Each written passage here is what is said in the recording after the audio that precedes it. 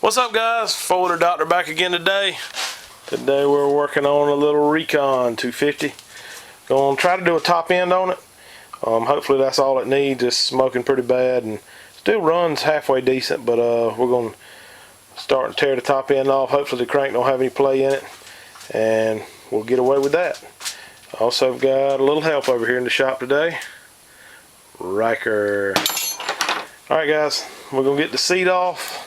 And these plastic pieces here on the side, plastic on the top. This thing's got some fancy hydro dip stuff on it. Looks pretty cool. We're going to take the gas tank out. Should give us access to the top of the motor, and we can start with a tear down up there. So I'll get all this plastic and the Recon, Riker says. And so we'll start tearing off all that plastic stuff. I'll cut the camera back on once we get the gas tank out of the way. Alright, guys, got all the plastic off here. This gas tank normally has two 10mm bolts here in the front of it. This one's missing those, but you also need to take this the petcock knob off. It's a Phillips head screw in there. Take a screwdriver, stick in there like that, and twist that thing off. You have to remove it before you can pull the gas tank off. And once you pull it off, you lift up on the gas tank, and you should be able to disconnect the fuel line where it goes into the bottom of the tank. Alright, and so then lift the tank up. You can see the fuel line there. I can't do it with one hand, but I'm going to unhook it and lift the tank all the way out. Alright, guys, we got the gas tank out of here. Next thing you need to remove, there's a push pin right here in that hole there, and then three 12mm bolts that hold this brace down. You get all that out of there, and the brace and that plastic little liner there will come out, and that should expose the top of the motor. I'm trying to get one of these bolts out by hand here. I didn't loosen it all the way up for some reason. Alright, so pick this up like that, and you can lift this plastic tray out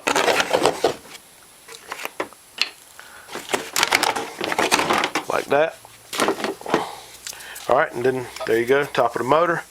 I am going to remove this factory snorkel piece with the clamp down there, and next thing I'm going to do is try to get this thing set at top dead center. Start off with, I will remove these valve cover caps. I think there's, looks like a 17mm, so I'll pop those off, and then remove the timing plug hole here. It's like a 5mm Allen, and we'll get this thing set at top dead center. Let me get all that stuff off, and I'll cut the camera back on and show you how to set it up. Alright, guys, now we're going to see about getting this thing set to top dead center. What you want to do here is watch this intake valve. Not sure if you can see it on the camera, but let me see if I can zoom in on it. Intake valve right here. You want to pull this pull start and watch for that valve to go down and then come back up. That means the valve opened and closed, and the next time the piston comes back up, you'll be at top dead center. Trying to pull it slow so it doesn't happen so fast. Alright, there we go. It's starting to go down now. And come back up. And now's when you want to start looking in this timing hole. Let's see if I can zoom out again. Got it close now. I don't know if y'all can tell what's going on. Alright, now you want to start looking in the timing hole here. Pull the pull cord real easy, and look on the flywheel for some type of tick mark. There's usually what it is, and in this case is two tick marks right side by side. That, I don't know what the real meaning of that is, but that's when you start looking for your next tick, which will be the F mark. It'll be a tick mark and then an F. That's when the engine fires, and then the next mark you come to will be a tick mark and a T. And I just went past it. It just flopped right past. So let me get it back up there again. Just rotate it around one more time. the way it is on these things. Sometimes they're real easy to kick past that top dead center mark. Alright, there's our 2 tick marks. The F mark right there. Man, it's kicking right past it. Alright, so I'm gonna probably end up having to take the pull start off of this thing so I can hold it on that T mark, and that way we just know we're at top dead center, so we'll get ready to put it back together. If we do have to pull this thing apart and put a cam chain or something in it, we'll want it at top dead center, and it makes getting the valves off a little easier because you don't have any pressure on them. I'm just gonna get it close and we'll tear it apart. Alright, there's our 2 tick marks, there's our F. Alright, there we go. Alright, so now I'm going to remove these bolts on the head here.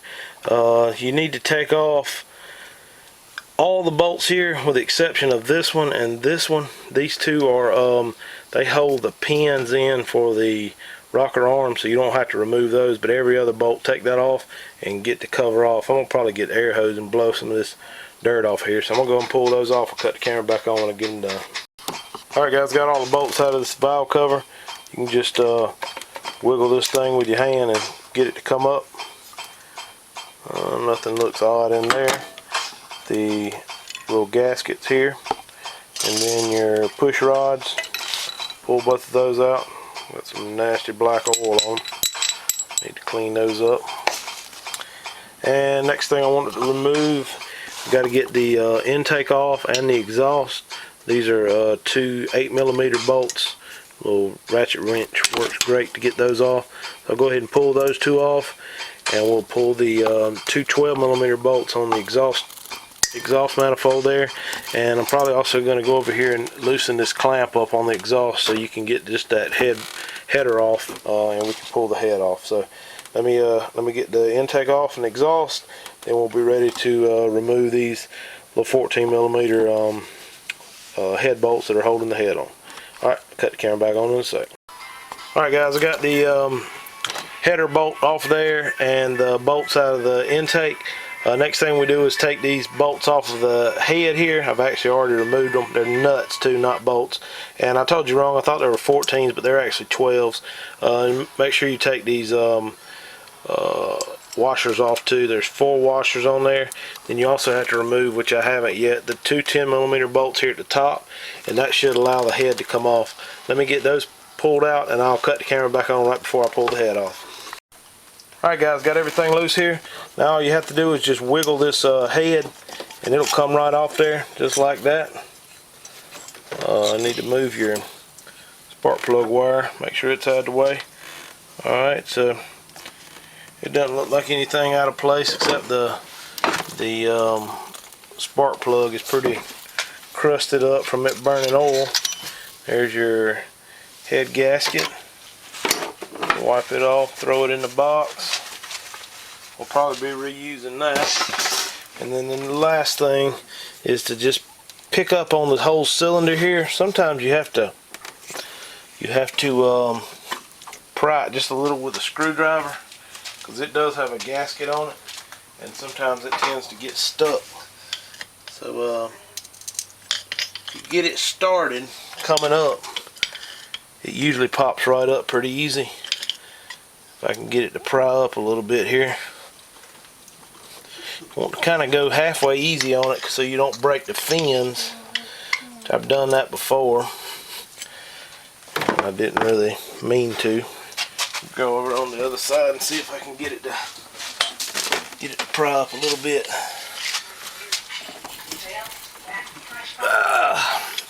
Tell you, it's stuck on there pretty good. Stuck down pretty good. Let me grab a bigger screwdriver because that little one there ain't gonna do it. Hang on just a sec. Alright guys, sorry about that. The battery pack went dead. Still trying to pry this thing up. This gasket is on here pretty dang good. It ain't wanting to come up. There it went. Alright, so it popped up finally. And wiggle it around and it'll come all the way off. And sorry, you got to ignore the background noise. My little boy's over there watching a YouTube video. The only bad thing about it is it's not one of my videos. So and then I about flipped the camera over. Alright, so there you go. Cylinder's off. Thing looks a little bit rough. It almost appears like this has sat for a while and may have had some water in the jug. See if I can get over here so you can see. See that line in there? It's almost kind of got a rusty spot in it. And you can feel it with your hand. Usually if you can feel any imperfection with your hand on the cylinder, then it needs to be bored.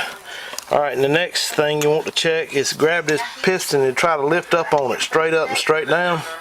And this one here feels good. It doesn't have any play up and down. They can wiggle back and forth, but no play whatsoever up and down. And that one's good. So looks like we're gonna be able to just bore this thing out, go up with the next size in the piston, and put it back together. So I'm gonna probably get this thing bored. I'll probably end up doing another video or continuing this video with putting it back together and cranking it up. So let me get the parts on order, and I'll see y'all when I get some parts back in. Alright guys, back on this little Recon here. We're going to get this thing put back together today. One other thing I'm going to do to this thing while I've got it tore down, which I do these to a lot of Recons, is put some clutches in it. It's slipping a little bit. You run into that a lot with this because a lot of times kids have these and they'll put them in just third gear and drive it all day, never shift up or down, and wears the clutches out in them. So I'm gonna change the clutch pack in here. I actually picked up an aftermarket one. They used to not make any of those, but I picked up an aftermarket one online, and I'm gonna stick that in.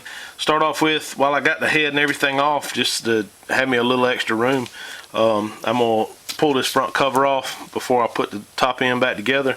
Probably just gonna pull this mud flap off here and then start taking the bolts out. So let me get the mud flap off, and then I'll start pulling those bolts out. I'll cut the camera back on when I get everything loosened up.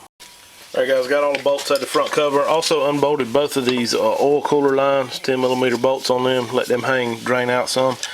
This thing's got two little tabs. There's one here and one over on the other side. You can stick a screwdriver on there and tap that thing with a hammer to get the cover to pop off. I also have already drained the oil, or right now draining the oil out of the thing. So you want to drain your oil out before you do this, because it'll make a mess in the floor if you don't. Alright, so this cover should just slide off, and don't let it scare you if you hear pieces falling off like that there. It's usually the little thing with the 3 balls on it that moves with the shifter, that little thing. And this arm actually came off too, so that's not a big deal. That goes into the side of the change clutch. Set those to the side. What we're trying to do is get inside of here. This is the centrifugal clutch. So what we need to do now, there's 3 10mm bolts on the front side of that centrifugal clutch. We'll loosen those up. This is actually the what they consider the oil filter. I know that's kind of odd, but oil goes through your crankshaft out to the end there, and it filters out through the little crack in that cover there.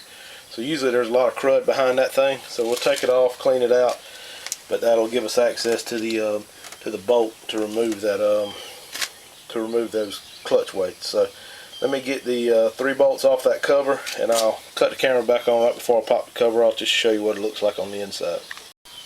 Alright guys, so I got the 3 bolts out of that cover, whatever you want to call it, and now you just take a thin screwdriver and kind of pry out on that little washer thing. May need a hammer to tap on this thing a little bit.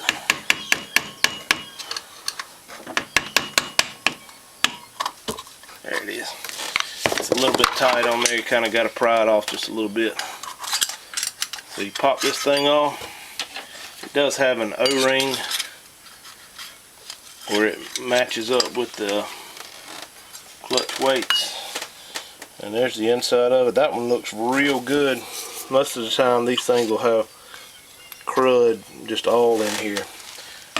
friction material and stuff like that. So now there's a nut in here we need to take off.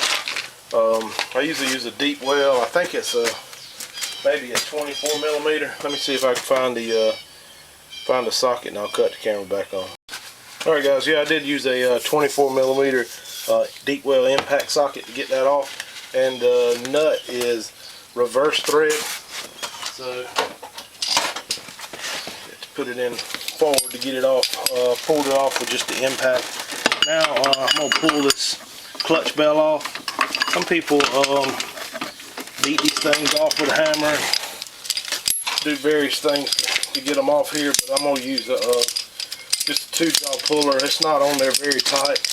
A lot of times I can just tighten this puller up with my hand and get it to come off. As small as this bell is, you could use a 3-jaw.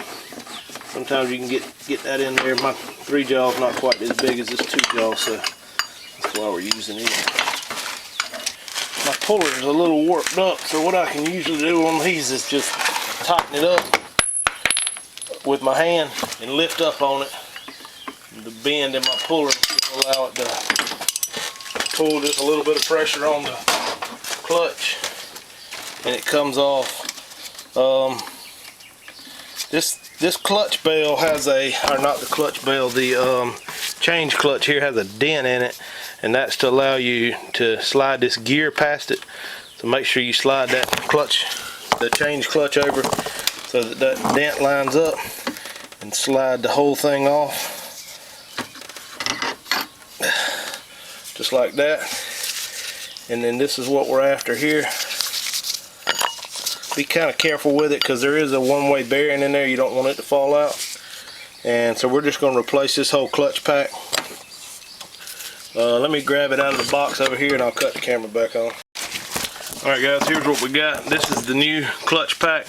Normally I use OEM clutches on here. In this case, we're going to try something different. Put this. This is actually one of the Caltrek brands, or the ones they distribute. Just to compare the two, it looks identical. Most of these Hondas, they never made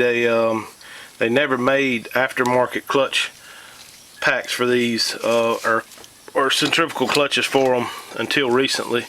So this is what we're going to stick in there. It does have a washer that I pulled out the end here, so you want to make sure you get it and hold on to it. So that's no good. What you do to put this thing back together is stick it in there kind of square and rotate it around. You have to get it to slide down into that one-way bearing. Sometimes it slides in easy like that, sometimes it's a little tougher, so just keep wiggling around until it falls in there, and then it works. You can see the one-way bearing is still working. This thing will turn clockwise but will not turn counterclockwise, and that's what controls your engine braking on your four-wheeler. So alright, there we go, got that in there, got the washer in here. So we're gonna just slide it back on and put these shifter linkages back together. And that's pretty much gonna be it with this little job. I am gonna clean the gasket material up. And this thing did have a washer. I didn't say that when I took it off, but it was stuck in the cover. There is a washer on this shaft here for the shifter stuff. So make sure you stick that back on. And also a washer on this back side of here too. Forgot to mention that. So slide this your clutch back on there.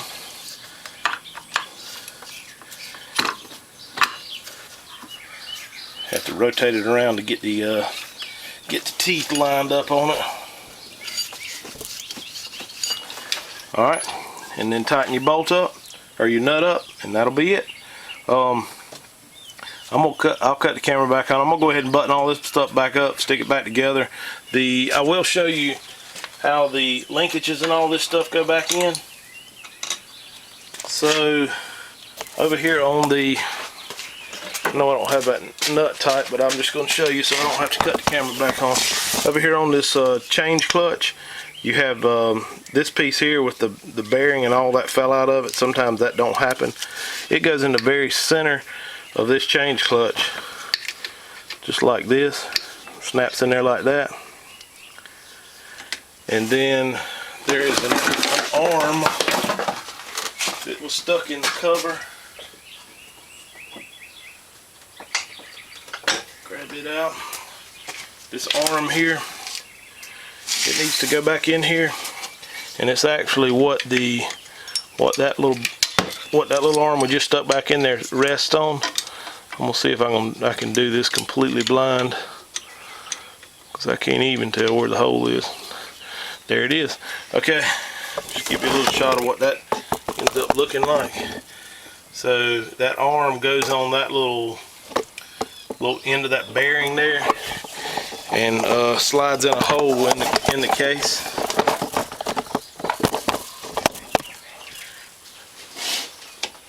Push that all the way in. The bearing fell out, so put the bearing back in there, and then this thing here goes in the bearing, and then the fork part of it sits on that little arm that we just stuck in there. You have to hold on to it. With these rubber gloves, it is very slippery. There we go. And then this thing goes on. There's a spring on the back side. It goes on there with the spring facing the engine. So that'll be it. That's probably going to fall off before I get that clutch tightened up, but I just wanted to show you how that went back on there. So now I'm going to clean the gasket off the cover, put a new gasket on it, clean the mating surfaces up with brake cleaner, put a little bit of RTV on it, and bolt it back together.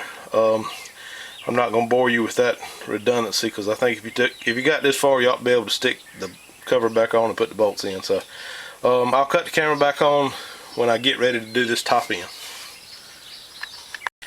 Alright guys, two other things I left off. This nut, when you get it tightened up in here, it does have a staked spot in it, so you want to take a punch and hit that nut to keep it from backing off. And also this washer that I spoke of earlier, it goes on this shaft here.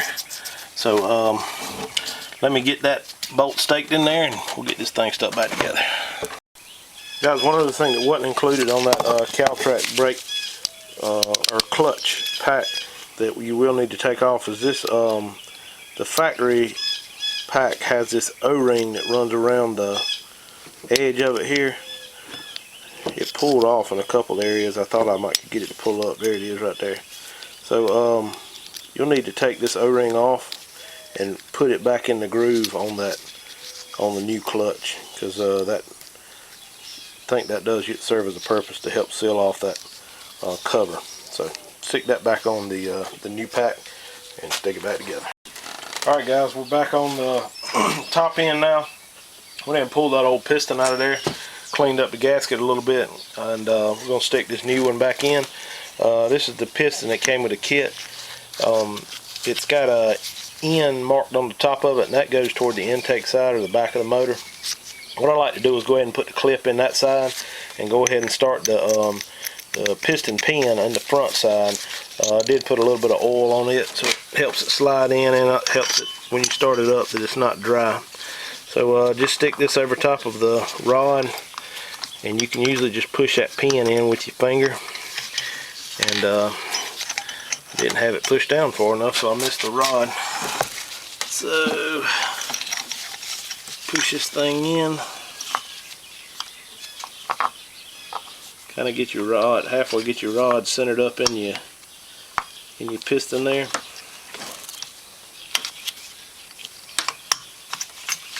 And slide it on in like that. I'll take a screwdriver and push on the pin just to make sure it's all the way in there, so that it has to be seated pretty deep in order for you to get your other clip in. So another word to the wise is stick you a rag down in here, because these clips sometimes will go flying, and 9 times out of 10 they fly into the crankcase. So you don't have to go fishing that out. So I usually stick the pin in there, the clip, I'm sorry, in at the bottom end first, and just push the top side in, kind of using the way the piston's formed along the top side to kind of help hold it. And make sure it's seated all the way in. I believe it snapped in there. Alright, so that one's in. Looks like I already got the back side done. So next thing we'll do is slide the gasket over it. Don't put any RTV or anything on this gasket. I've had them tried it before, and the pressure from pushing the head down on these things will squeeze the gasket out and cause a leak. You don't want that. So here that is, and the next thing is the rings. And I'm not sure if there's a right way to put these rings in, but I do know that the wrong way is to not let any of the gaps at the end of the rings line up. So this is how I put my rings in. You got 5 sets of rings here. First one to go in is this funny looking one, and I'll kind of halfway give you some ideas to which way it goes. I'll leave it goes in the very bottom slot, and the gap for it is at the top here, pointing toward the front of the four-wheeler. Alright, so then the next 2 rings to go over top and below that funny looking ring we just stuck on, and they're the real thin ones. They're actually 2 stuck together here, real thin rings. And what I normally do with them is put the gap here and here, kind of at if this is 12 o'clock position, kind of at maybe 5 o'clock and 7 o'clock. It doesn't matter which one you put on the over top of that funny looking ring is called an oil scraper. It doesn't matter which one you put over top or the bottom. So alright, so I got one in here, one in here. Alright, the next ring will be on the second slot from the top, and it'll be the darker colored ring here. Normally these things have something stamped on them. This one normally has like 2 letters stamped on it, and the top one only has 1 letter, and the letters go up. So what I'm going to do here is put this one also at the 12 o'clock position. Granted, it is lined up with the other ring, but there is a ring between it. So, and the other ring is just an oil scraper, so it really doesn't have any compression or anything on it. Alright, and then the final ring is this shiny one here, and it goes in the top slot at the 6 o'clock position, just like that, facing the back of the bike. And that's how I put my rings on. So alright, next thing, I bought this is actually a kit off eBay I got. It comes with the cylinder, piston, rings and all, gaskets and all that. Pretty good deal, pretty cheap. And I've actually used a couple of these before, and they're very inexpensive and had pretty good luck with it. So let me get the cylinder out and cleaned up, and we'll slide it on now. Alright guys, I'm going to shift gears a little bit here. We're going to do the valve seals in this thing. Some of you might not want to go this far when you're doing the top end, but I like to do them just in case. While I got it tore down, I may as well do the valve seals. I have a valve spring compressor here. This is actually made for automotive applications, but works great for four-wheelers as well. I think you can rent these things from parts places. It goes in and pushes on the bottom of the valve. This forked piece here on the top presses down on the top of the valve retainer, and you can get the little clips out. One right there and one right here. Little magnetic screwdriver really comes in handy. Ease the pressure off, and there you go. Pull the valve springs out, and I like to try to keep those together. Push the valve out. This is the intake valve. Actually looks pretty good. And then your valve seals here. So I'll go ahead and pop the other one out too, and I'll cut the camera back on to show you how I lap them and get the valves cleaned up. Alright guys, now to lap these valves, I'm going to do this exhaust valve. You can see it's a little crusty around there on the inside. I got some valve lapping compound, some Permatex stuff, or it's called valve grinding compound. You just dab a little bit of that on the edge of your valve. It's like a paste, kind of gritty. Stick it back in your port there, And some people use, well, there's various methods to spin this thing. Some people take a drill and stick it on the backside. I like to use this little suction cup tool, and it works pretty good. Just stick it on here. Sometimes this thing will seal up, sometimes it won't. And rotate it like you're starting a fire. You can kind of pull out on it, push back in, and it gets that grinding compound in your on your seating surface there.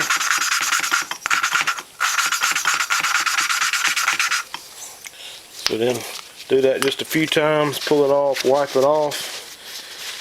I like to look at these valves. You can see the little grind mark there where it cleaned it up. And then same thing on the head. It's pretty shiny all the way around. One thing you want to make sure is there's no gaps in this, that you can get a burnt valve or have a little warp spot in your valve sometimes and it won't seat up. This one here looks good, so we're going to pop these valve seals off now. And see if I can find a screwdriver. Oh, don't have a screwdriver, so we're going to use the next best thing. A pair of needle nose pliers. Grab around the edge of that valve seal and slide it up. These valve seals here are all rubber, so pull the valve seal off like that, and then grab your new valve seal. There's your part number if you need it, and stick it on here. It just presses on with your hand. Just slide it on, make sure it goes all the way down on there like that right there. Stick your valve in, put your spring back on, 2 retainers in the top. The retainers on those, they do go with the they're kind of wedge shape. The skinnier part goes down first, and that actually helps hold the valve on. So alright, let me do the intake valve. I got to clean this top of this head up a little bit too because it's nasty, and then I'll cut the camera back on right before we put the cylinder and head back on the bike. Alright guys, go stick the cylinder on here now. Do have the base gasket on there and the 2 dowels. Put a little bit of oil on the cylinder so it, when it does start up, we're not starting it up dry. So you just line this cylinder up over the head bolts there. I'm gonna try to get over on the other side and get this thing lined up.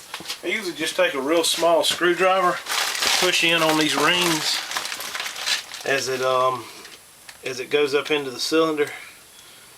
Got one ring twisted over here just a little bit. Let me straighten it up real quick. Alright, so lift up on the cylinder, get the ring in. This cylinder here actually has a little notch in it that you can stick a screwdriver into, and that really helps to get these things lined up and pressed in there. What you try not to do is let the end of that ring kick out, because if the ring kicks out and tries to go along beside the piston, it'll scratch the cylinder up. It'll make a mess, so you don't want to do that. So looks like this one's going to go in pretty easy. Almost have it all the way down on there now. Sometimes these can be very aggravating, and sometimes they can slip right on. Usually the way my luck runs leans more toward the aggravating side. As you can see, I'm just barely tapping this down with the tips of my fingers, and then the piston just slipped down in it. So there you go. Going on down now. Lined up on the dowel. Let me pull the pull start and get it back up to top dead center. Okay, so we're at top dead center there. Now we're going to stick the head gasket on.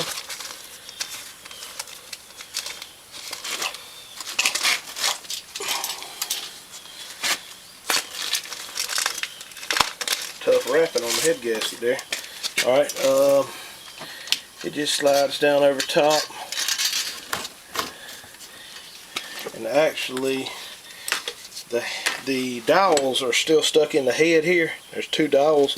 What I'm probably going to end up doing, just to keep these things, or help these things stay lined up, is go ahead and put the head gasket on the head and the dowels will help keep it centered up.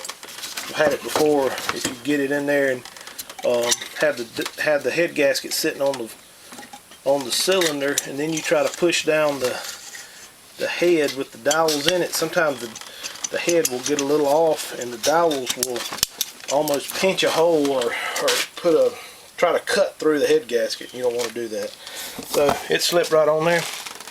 This one's going real well. So next thing we need to do is stick our nuts on here. There's 2 bolts on the top side here, 2 10mm bolts. We need to put them in. Let me get them ready to go. I'm not sure what the torque spec is, but I'll get that for you when I cut the camera back on.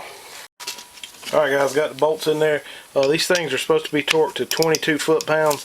I've already torqued it down a little bit.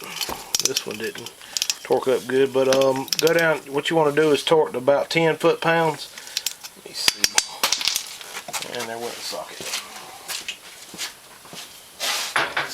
Torque to about 10 foot-pounds, and then go to your 22. I'm sorry, and that'll help kind of snug it down, and then finish tightening it down to your final torque.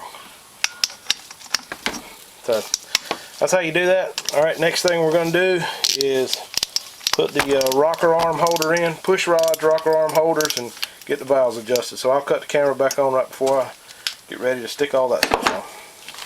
Alright guys, got the head torqued down on there. Next thing to do is put your washer, gasket. This is the, I guess you'd call this valve cover gasket. And there's 2 dowels on here, one here and one here. Make sure you got those in.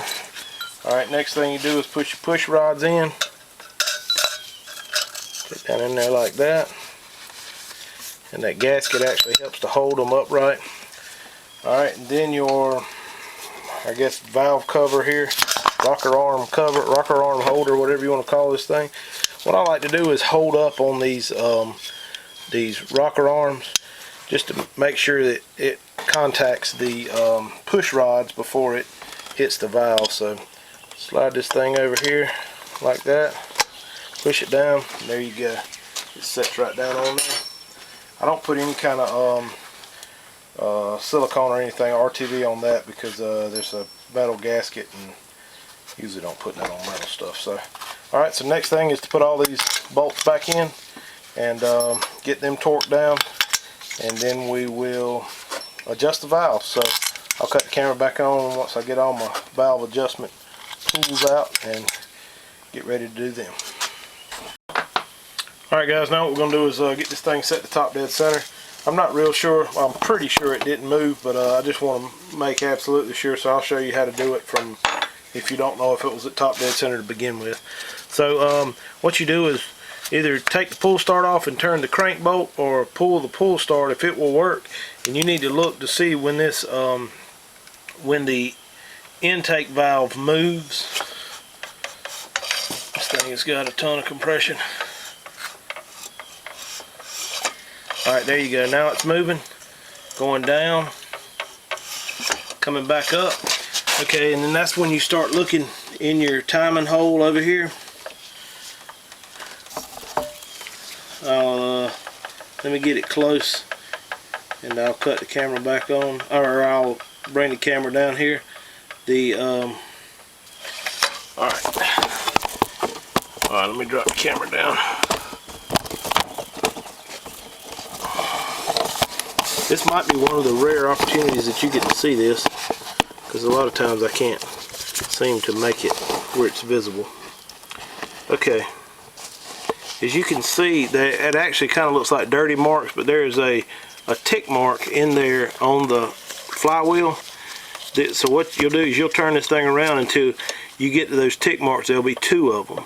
So you got one there and one there, and keep pulling it, and you'll have one more tick mark come up right there that has an F right above it stamped in. There you go. And then the next one you come to, and then I went past it. The next one you come to will be the T mark, and that's the top dead center mark. So the F's when it fires. The 2 tick marks, I'm not really sure the meaning of those, other than that's when you need to slow down from pulling the thing too hard.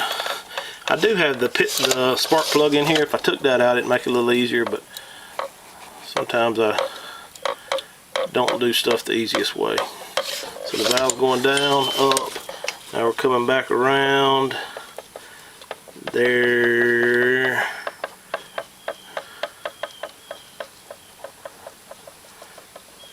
Alright, there's 1 tick mark, 2 tick marks,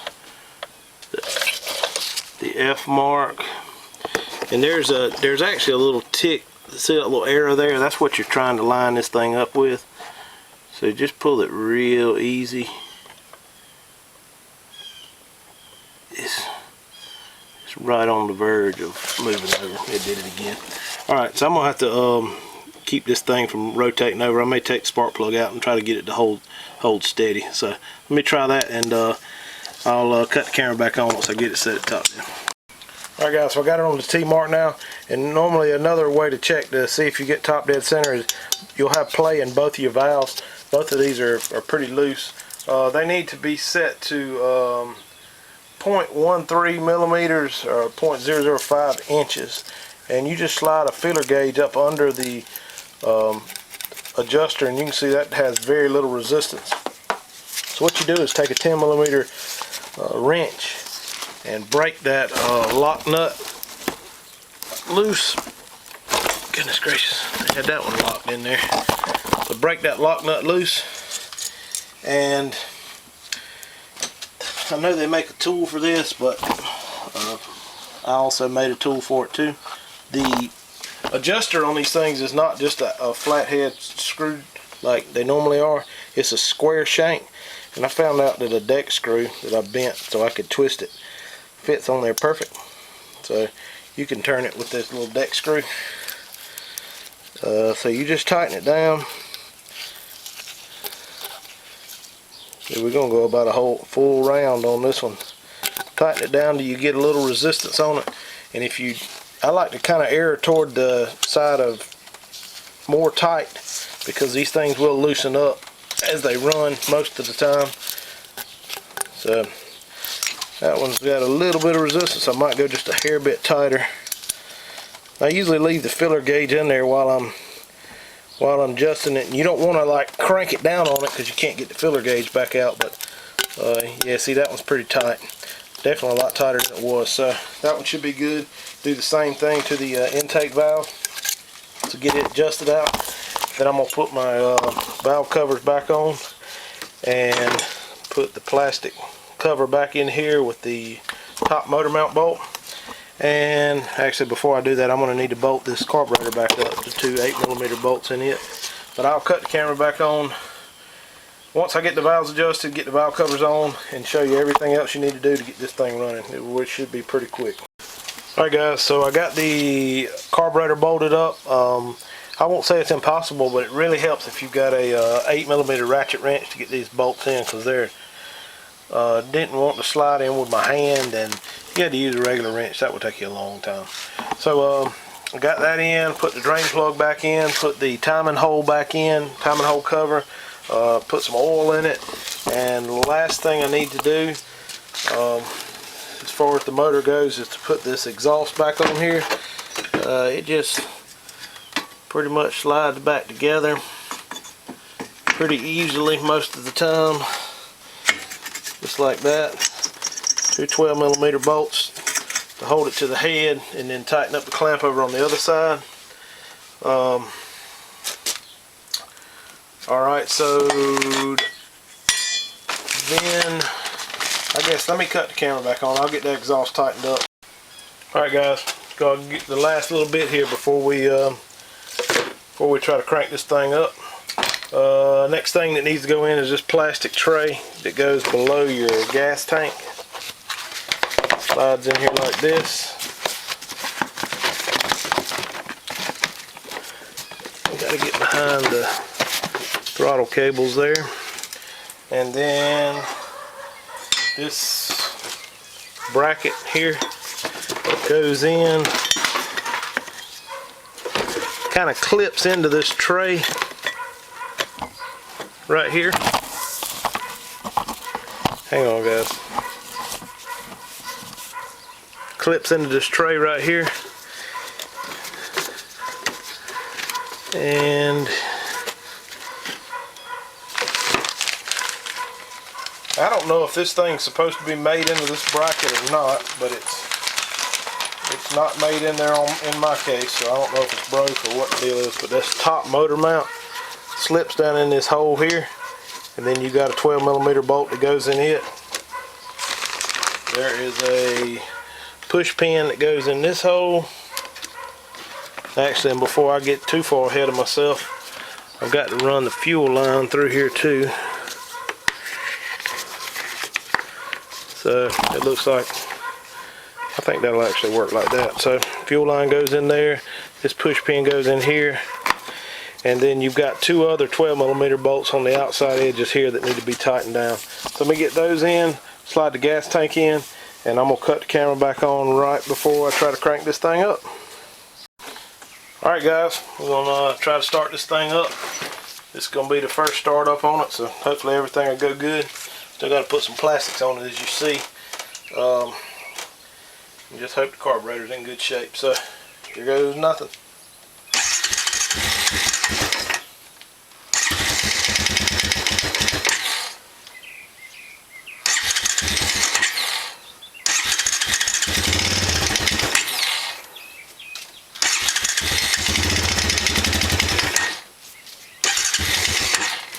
It's got much gas in it.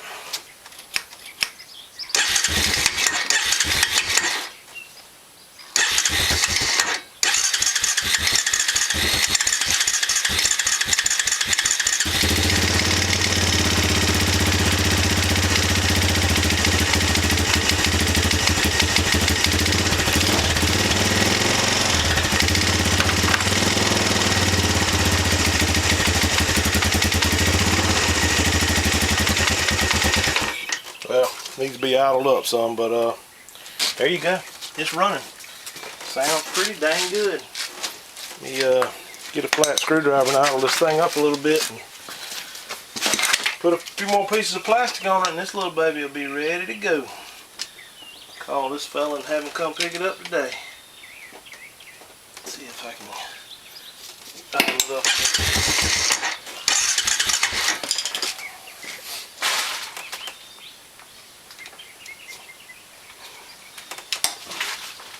See what that does.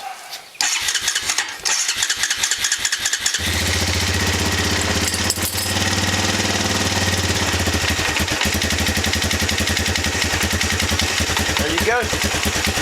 Running pretty good. Get it warmed up a little bit where it will run, and I think we got a little fuel related issue, but everything else is working good. Alright guys, well, check out my other videos and hit the like button, subscribe.